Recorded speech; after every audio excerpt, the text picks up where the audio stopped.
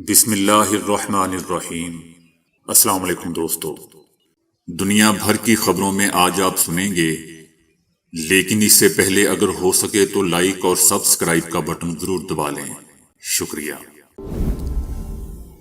Indian supreme court کو بھی نریندر مودی کا خوف۔ ترکیہ میں زیادہ تر اموات ناقص تعمیرات کی وجہ سے ہوئیں۔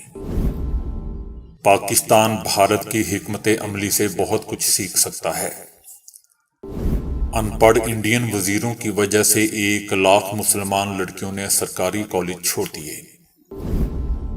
مصر کی ایک مسجد میں فٹ بال کی کوچنگ حقیقت کیا ہے جانیے۔ ہندوتوا نشئی حکومت کشمیری نوجوانوں کو بھی نشئی بنا رہی ہے۔ کیا بھارت ایسا تھا؟ ہر 16 منٹ میں ایک خاتون نشانہ بنتی ہے، ایک رپورٹ۔ معروف اداکار اور ہدایت کار ضیاء محی الدین انتقال کر گئے۔ کاش میری ارینج میرج ہوئی ہوتی جمائمہ خان۔ ہم بھی امریکہ کے 10 سے زائد غبارے پھاڑ سکتے تھے، چائنا۔ تو آئیے چلتے ہیں خبروں کی تفصیل کی جانب۔ انڈین سپریم کورٹ نے مقبوضہ وادی میں کالے قانون کے تحت خصوصی حیثیت کے خاتمے کے بعد بی جے پی کے حق میں کی گئی متنازع حلقہ بندیوں پر مسلمانوں اور اپوزیشن جماعتوں کی جانب سے دائر کی گئی درخواست کو مسترد کر دیا ہے۔ 2026 سے پہلے ملک میں کہیں بھی حلقہ بندی پر پابندی ہے، لیکن اس کے باوجود کمیشن نے نہ صرف حلقہ بندیاں کی بلکہ اس پورے عمل میں بدنیتی اور غیر منصفانہ طریقے سے مودی کی جماعت بی جے پی کو فائدہ پہنچایا تاکہ وہ زیادہ سے زیادہ نشستیں حاصل کر سکے۔ جموں کے لیے 43 اور کشمیر اسمبلی کے لیے 47 نشستیں یعنی مجموعی طور پر 114 نشستیں مختص کی گئی ہیں، جن میں سے 24 ریزرو نشستیں آزاد کشمیر کے لیے تفویض کر دی ہیں، جو کہ پاکستان کا حصہ ہے۔ مقبوضہ وادی کی دیگر 90 حلقوں پر انتخاب ووٹنگ سے ہوگا۔ حد بندی کمیشن نے یہ متنازع سفارش بھی کی کہ پاکستان کے علاقے آزاد کشمیر کے مہاجرین اور 2 تارکین وطن کو بھی اسمبلی میں بطور ارکان نامزد کیا جائے۔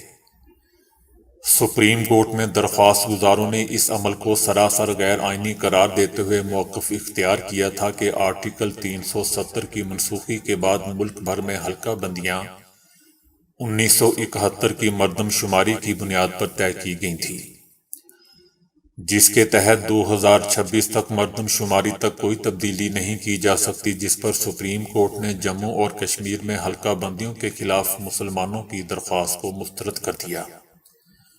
آسام، اروناچل پردیش، منی پور اور ناگالینڈ میں گزشتہ 51 سالوں سے حد بندی نہیں کی گئی ہے۔ الیکشن کمیشن واحد ادارہ ہے جسے حد بندی کرنے کا اختیار دیا گیا ہے، نہ کہ حد بندی کمیشن جیسے ادارے کو۔ تاہم بھارتی سپریم کورٹ نے ان دلائل کو مسترد کرتے ہوئے اور ہمیشہ کی طرح مودی حکومت کی ہاں میں ہاں ملاتے ہوئے حد بندی کو جائز قرار دے دیا۔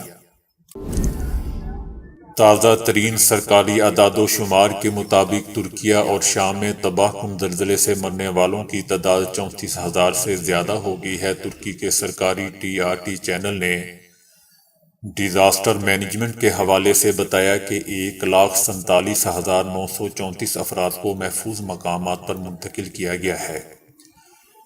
شام میں اموات کی تعداد 5,273 تک پہنچ گئی ہے۔ یہ تعداد 7,000 تک پہنچنے کی توقع ہے۔ شام کے شمال مغربی علاقوں میں ملبے تلے دبے بچ جانے والوں کی تلاش اور امدادی کارروائیاں رک گئی ہیں، اور وہ کئی دن تک مسلسل تباہ کن زلزلے سے زندہ بچ جانے والوں کی تلاش کے بعد باڈیز کو نکالنے کے مرحلے تک پہنچ گئے ہیں۔ سینکڑوں منہدم عمارتوں کے ملبے تلے دبے افراد کو زندہ نکالنے کی امیدیں ختم ہوتی جا رہی ہیں۔ ترکیہ میں زیادہ تر اموات ناقص تعمیرات کی وجہ سے ہوئی ہیں۔ ترکیہ میں زلزلے کے بعد لوٹ مار کے الزام میں 48 افراد کو گرفتار بھی کیا گیا ہے۔ آئی ایم ایف پروگرام کی بحالی کے ساتھ ہی دوست ممالک پاکستان کو مشورہ دے رہے ہیں کہ اب پاکستان کو امداد اور قرضے کی امیدیں لگانے سے پہلے اپنے اندرونی استحکام کے لیے کوششیں کرنی ہوں گی۔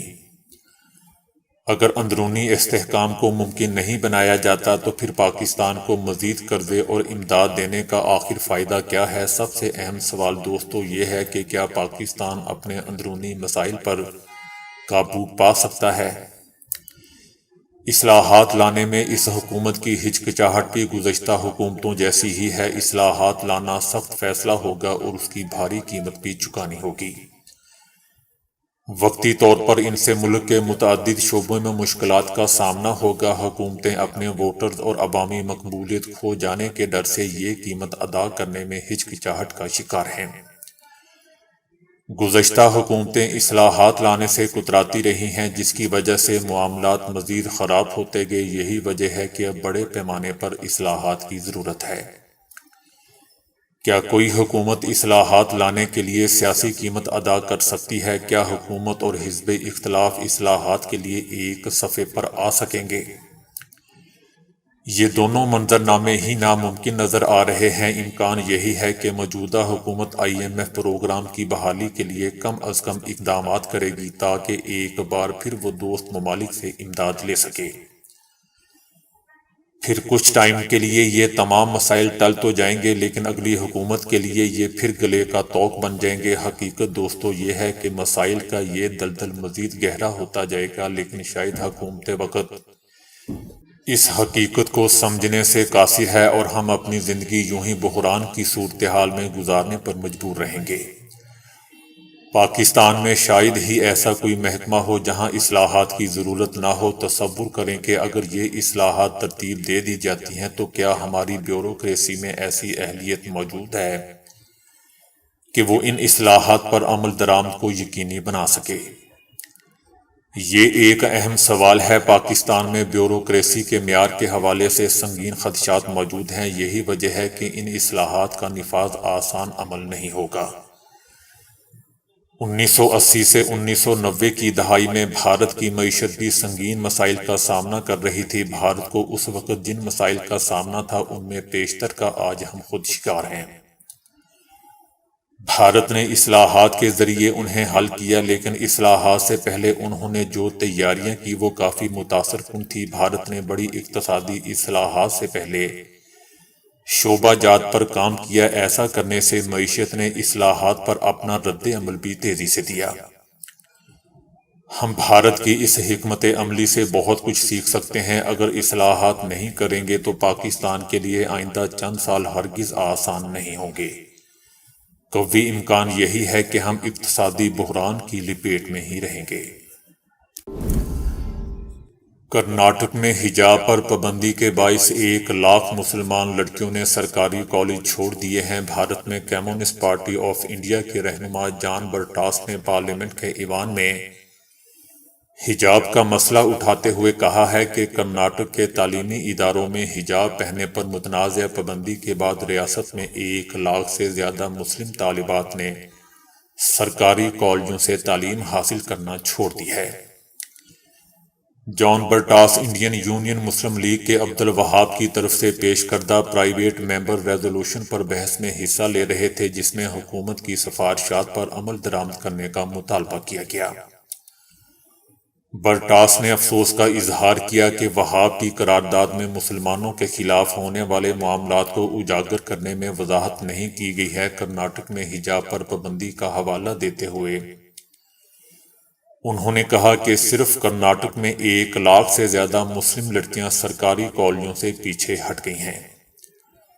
برٹاس نے کہا کہ سپریم کورٹ میں کرناٹک حکومت نے حجاب کے معاملے میں ایک حلف نامہ داخل کرتے ہوئے کہا ہے کہ وہ کالج کے طالب علموں کے لیے سیکولر ڈریس کوڈ کو یقینی بنانے کے لیے حجاب کی اجازت نہیں دے سکتے۔ مصر میں سوشل میڈیا پر پوسٹ کی جانے والی ایک ویڈیو میں مسجد کے امام اور بچوں کے درمیان فٹ بال کھیلے جانے کے واقعات کی تحقیقات شروع کر دی گئی ہیں۔ ویڈیو میں دیکھا جا سکتا ہے کہ مسجد کا امام اور کچھ لڑکے مسجد کے اندر فٹ بال کھیل رہے ہیں، جبکہ امام صاحب ان بچوں کو فٹ بال کھیلنے کا طریقہ کار بھی بتا رہے ہیں۔ مسجد کی بے حرمتی کے مبینہ واقعہ کی تحقیقات شروع کر دی گئی ہیں۔ سوشل میڈیا پر اس واقعے پر شدید غم و غصے کا اظہار کیا جا رہا ہے۔ دوسری طرف ویڈیو کی وجہ سے ہونے والے ہنگامے کے جواب میں مصری وزارت اوقاف نے معاملے کی حقیقت کا اور طرح سے بھونڈا انکشاف کیا ہے۔ محکمہ اوقاف نے اپنے بیان میں کہا ہے کہ ایک تو یہ ویڈیو پرانی ہے اور دوسری بات یہ ہے کہ یہ کسی مسجد میں نہیں بنائی گئی۔ وزارت اوقاف کے مذہبی شعبے کے سربراہ ڈاکٹر ہشام عبدالعزیز علی نے کہا ہے کہ ویڈیو میں نظر آنے والا عالم مصری نہیں ہے بلکہ کسی اور ملک کا باشندہ ہے۔ ہندو توا حکومت کشمیری نوجوانوں کو نشے کی طرف دھکیل رہی ہے۔ بی جے پی کی ہندو توا حکومت اپنے ظالمانہ پالیسیوں اور اقدامات کے ذریعے کشمیری نوجوانوں کی زندگیاں تباہ کر رہی ہے۔ حریت رہنما ڈاکٹر پروفیسر عمر محمد آکاش اور گوبند سنگھ خالصہ سمیت مقررین نے سری نگر میں ایک تقریب سے خطاب کرتے ہوئے کہا ہے کہ مودی حکومت کی طرف سے خوف کا ماحول پیدا کیے جانے، گھروں کی مسماری، سیاسی ناانصافی اور بے روزگاری کے مسائل مقبوضہ وادی میں نوجوانوں کو نشے کی طرف دھکیل رہے ہیں۔ مسماری کی مخصوص مہم ایک اہم عنصر ہے جس کا مقصد لوگوں کو بالخصوص مسلم خاندانوں کو ان کی زمینوں سے محروم کرنا ہے۔ انہوں نے کہا کہ مودی حکومت یہاں بیرونی لوگوں کو آباد کرنے کے مذموم ایجنڈے کے تحت لوگوں کے گھروں، دکانوں، کاروباری مراکز اور املاک کو تباہ کر رہی ہے۔ انڈیا میں ہر 16 منٹ میں ایک خاتون کے ساتھ زیادتی کی جاتی ہے جبکہ ہر 30 گھنٹے میں اجتماعی زیادتی کا ایک واقعہ ضرور رونما ہوتا ہے۔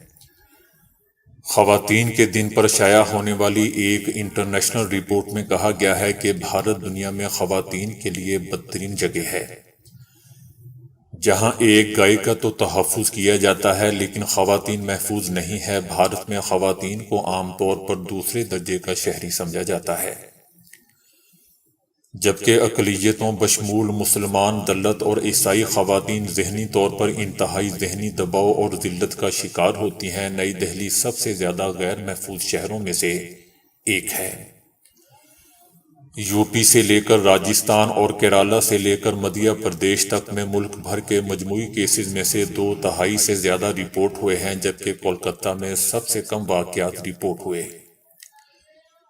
نیشنل کرائم ریکارڈ بیورو نے بھارت میں روزانہ 77 ایسے واقعات کی تصدیق کی ہے جبکہ مجموعی طور پر 28,146 واقعات رونما ہوئے ہیں۔ بھارت میں ایسے واقعات کے اتنے کیسز سامنے آئے ہیں کہ عالمی سطح پر اب ہندوستان کو ایک نئے نام سے پکارا جانے لگا ہے جو میں یہاں بیان نہیں کر سکتا۔ پاکستان شوبز کے مشہور 91 سالہ اداکار اور ہدایت کار ضیاء محی الدین طویل علالت کے بعد کراچی میں انتقال کر کے ضیاء محی الدین 20 جون 1931 کو لائل پور یعنی موجودہ فیصل آباد میں پیدا ہوئے۔ انہوں نے 1953 سے 1956 کے دوران Royal Academy of Dramatic Art London میں تربیت حاصل کی۔ انہوں نے لاتعداد ڈراموں کے علاوہ ہالی ووڈ فلموں میں بھی کام کیا۔ پاکستان ٹیلی ویژن پر ضیاء محی الدین شو کے نام سے سٹیج پروگرام شروع کیا گیا جو بے حد مقبول ہوا۔ انہیں ستارہ امتیاز سے نوازا گیا، ہلال امتیاز سے بھی نوازا گیا جبکہ دبئی میں مقیم پاکستانی کمیونٹی کی جانب سے انہیں لائف ٹائم اچیومنٹ ایوارڈ سے بھی نوازا گیا۔ ضیاء محی الدین کے والد کو پاکستان کی پہلی فلم تیری یاد کے مصنف اور مکالمہ نگار کا ہونے کا بھی اعزاز حاصل تھا۔ عمران خان کی سابق اہلیہ جمائمہ خان نے ارینج اور لو میرج کے فائدے اور نقصان پر بات کرتے ہوئے کہا کہ مجھے اپنی شادی کے وقت اعلیٰ اخلاقی معیار کی تلاش تھی۔ برطانیہ میں ایک اخبار کو انٹرویو میں جمائمہ خان نے کھل کر گفتگو کی اور عمران خان سے 21 سال کی عمر میں شادی، پاکستان میں قیام اور شادی کے انجام پر بھی گفتگو ہوئی۔ انٹرویو میں جمائمہ خان نے اس پچھتاوے کا اظہار بھی کیا کہ کاش میری ارینج میرج ہوئی ہوتی تو یہ میرے حق میں زیادہ بہتر ہوتا۔ اگر میرے والدین سمجھدار ہوتے تو ارینج میرج میرے لیے سود مند ہوتی۔ اپنی شادی کے وقت کو یاد کرتے ہوئے جمائمہ خان نے بتایا کہ میں اس وقت اعلیٰ معیار اخلاق کی تلاش میں تھی۔ یاد رہے دوستو کہ جمائمہ خان نے 21 برس کی عمر میں عمران خان سے شادی کی تھی، جو 9 برس ہی چل پائی تھی۔ عمران خان کے 2 بیٹے ہیں جو اپنی ماں جمائمہ خان کے ساتھ برطانیہ میں رہتے ہیں۔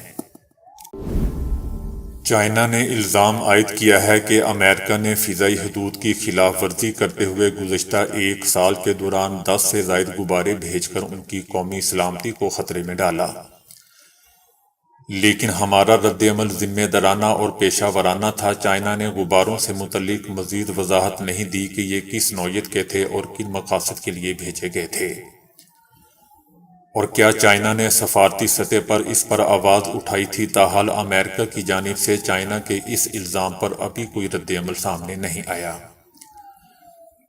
ابھی امریکہ نے کینیڈا کی فضاؤں میں پرواز کرنے والی 2 مشکوک چیزوں کو بھی نشانہ بنایا ہے۔ ابھی یہ واضح نہیں ہے کہ کینیڈا کی فضاؤں میں پرواز کرنے والی یہ مشکوک چیزیں کیا تھیں، تاہم امریکہ اور کینیڈا نے اس مشکوک چیزوں کا الزام بھی چائنا پر تھوپ دیا ہے۔ تو دوستو ابھی کے لیے اتنا ہی۔ ویڈیو کو لائک اور شیئر کرنے کا بہت بہت شکریہ۔